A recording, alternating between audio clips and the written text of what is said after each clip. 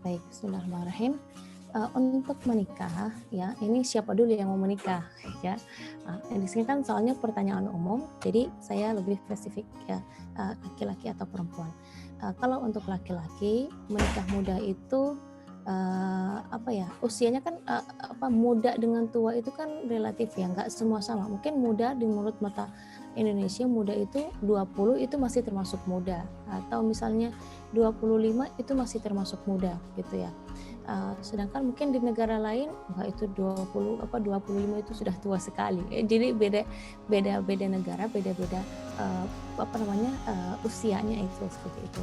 Nah, kalau untuk perempuan, nah juga sama ya kurang lebih ya. Kalau mungkin di Indonesia kalau 18 itu termasuk nikah muda, tapi kalau di Arab itu biasa-biasa aja gitu. Bahkan ada dari SMP udah menikah gitu ya. Gitu ya. Dan seperti saya sampaikan tadi, muda atau tua itu relatif. Ya, ini yang pertama. Yang kedua, modal untuk nikah itu apa? Modal nekat atau modal cinta? Ya, modal cinta tidak cukup, ya, tidak cukup. Modal nekat pun tidak cukup. Ya. Kita yang pertama adalah kita minta ridha Allah. Kenapa kita menikah?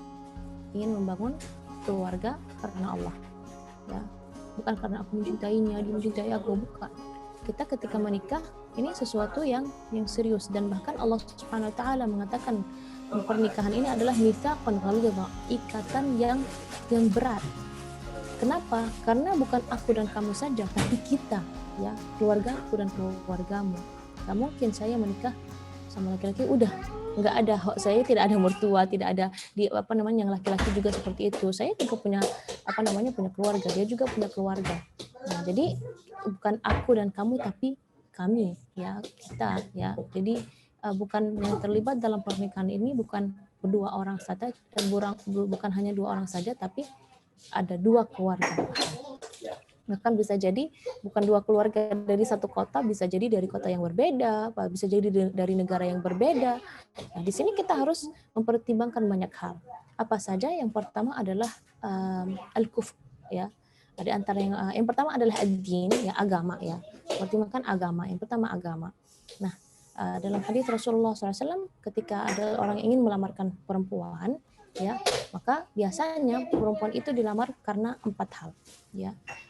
Yang pertama, ya, di antara 4 hal ini, yang pertama di jamaliha, karena dia cantik, ya, karena dia cantik. Wah, dia sekarang fashionista, Instagram pokoknya itu istilahnya kayak gini, ya. Jadi karena dia masyhur di internet, karena dia cantik sekali, nah dia tidak ngajinya, ya nggak, ya ngaji mah belakangan, penting kalau dibilang itu siapa tuh istrinya cantik sekali, itu istrinya si anu gitu, karena cantiknya. Tapi cantik itu luntur, ya. Yang kedua, karena nasabnya, dia anak siapa itu, anak Tengku lah, anak Raden lah, pokoknya itu istilah-istilah kerajaan, saya juga kurang paham, ya.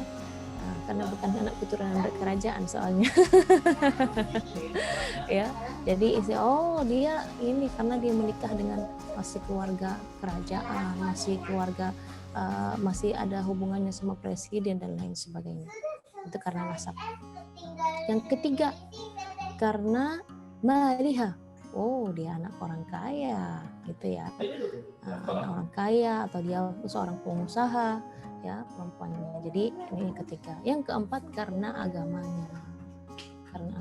Dan ini dan saya yakin sekarang alhamdulillah, ya, banyak kesadaran kesana, ya, pemuda-pemuda sekarang ada kesadaran untuk menikah perempuan walaupun dia cantiknya standar, ya. Sebenarnya semua perempuan itu cantik, ya, karena tidak ada perempuan yang ganteng. Semua perempuan cantik, ya, sesuai dengan fitrahnya. Jadi yang keempat adalah karena agamanya, solihah. Yang keempat karena agamanya. Jadi agama ini dan Rasulullah SAW, "Fadfar bidzatid din tariqat yadak." Wah, aku beruntung sekali ketika engkau memilih seorang perempuan atau menikahi seorang perempuan karena agamanya. Nah juga ini balik juga kepada ini untuk laki-laki. Nah untuk perempuan ya kurang lebih sama juga, memilih calonnya itu karena ganteng, ya, oh dia banyak followersnya, ini orang terkenal ini, kalau ditolak sayang sekali gitu kan. Tapi mungkin agamanya kurang, ini kurang, nggak apa-apa lah, penting wajah tampannya aku bisa melihat setiap hari misalnya. Nah ini bisa jadi, atau misalnya melihat keluarganya, keluarga laki-laki ini, oh dia kalau di keluarga kerajaan apa seperti itu, jadi dia tertarik untuk menikah orang ini. Yang ketiga ya karena dia orang kaya, anak tajir misalnya, atau dia punya usaha yang banyak ya kan, atau udah menjadi miliarder misalnya. Nah, itu juga menjadi suatu. Tapi karena agama ya itu akan menjadi lebih baik. Dia lebih paham agama, dia bisa membimbing keluarga. Kita banyak melihat kalau rumah keluarga yang ya dia istilahnya kalau dari harta tidak kurang ya kan. Kalau dari cakep, dua-duanya cakep, cantik, ganteng dan cantik. Tapi karena tidak paham agama, maka ya akhir pernikahan itu berakhir dengan perceraian. Jadi, kenapa agama ini sangat penting sekali? Kenapa? Kalau menurut saya, kalau pengen menikah, belajar dulu. Benar, belajar dulu. Belajar agama dulu. Belajar fiqh nikah. Ya khususnya ini fiqh nikah. Jadi kalau misalnya ini kita mau sholat, kita harus kan belajar dulu sholat kan.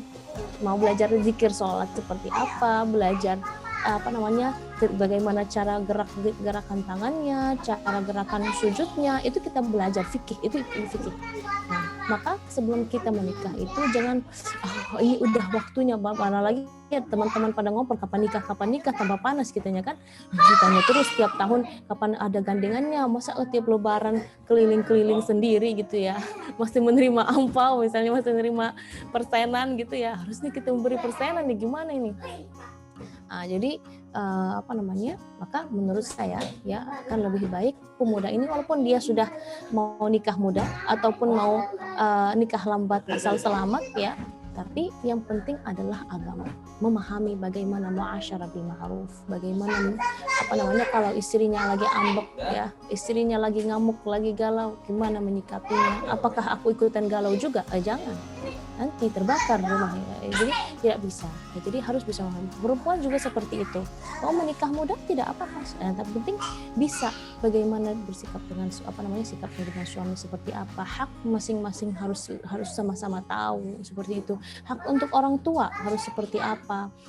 Seorang laki-laki jangan sampai, kadang-kadang saya melihat yang menyedihkan sekali, dia sudah menikah istrinya, dia udah tidak boleh ketemu sama orang tuanya, suami seperti itu pasti dia tidak paham agama.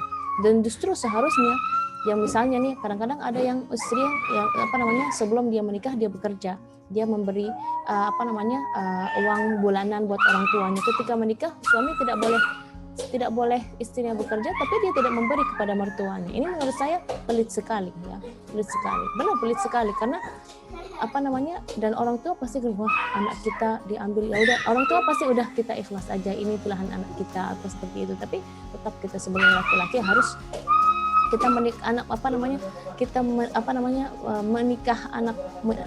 orang itu hasil capeknya orang tua mendidik anak perempuannya, bukan datang dari hutan begitu saja sampai semau-maunya memutuskan jangan ketemu orang tuamu, atau bahkan ini yang menyedihkan sekali, dalam satu kota ya suami ini mampu pergi menempuh perjalanan pekerjaan selama 2 jam tapi tidak bisa atau melarangkan istrinya yang tidak mungkin sampai setengah jam ke rumah orang tuanya. Sedih sekali. Ya, tapi orang tua perempuan sudah ikhlas, suaminya kan tidak mengizinkan. Kan itu ada banyak sekali kan curhatan dari seorang istri yang ada yang melarang suaminya melarangnya untuk melihat menegur bersilaturahim kepada orang tua. Ini menyedihkan sekali. Ini karena apa? Ini karena dia kurang paham agama. Jadi menurut saya mau nikah muda ataupun mau nikah lambat ya, yang penting yang pertama adalah paham agama. Ya berani, ya pakai lama, Rabbani, Rabbani, super praktis multifungsi.